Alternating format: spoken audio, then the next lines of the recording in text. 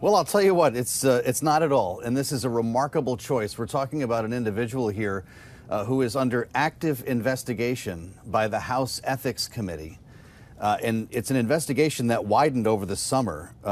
He's accused of trying to obstruct a probe into sexual misconduct and illicit drug use.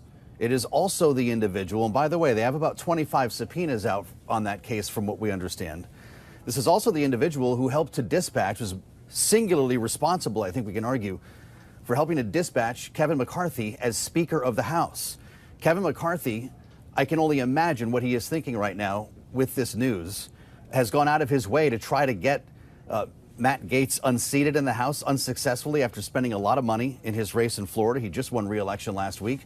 And yeah, this is not one that was on the bingo card, on the dance card for today, Carol. Yeah, I was speechless when I saw this name. I'll be honest with you, Joe. It's pretty shocking to see this, given the investigations that he's currently facing. That said, given the Republicans' slim majorities in the House and Senate, is he going to be able to get through the Senate confirmation process?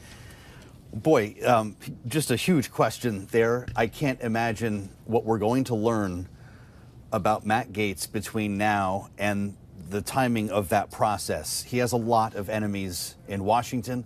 He has a lot of enemies in Florida, and I can't imagine where this is going to go.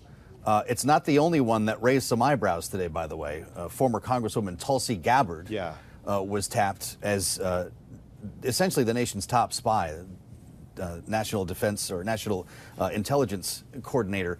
This is another peculiar appointment that is going to be one that is very curious in the way we look at it in Washington, reinforcing the idea that all of these come back to the one issue, and that is loyalty as opposed to experience.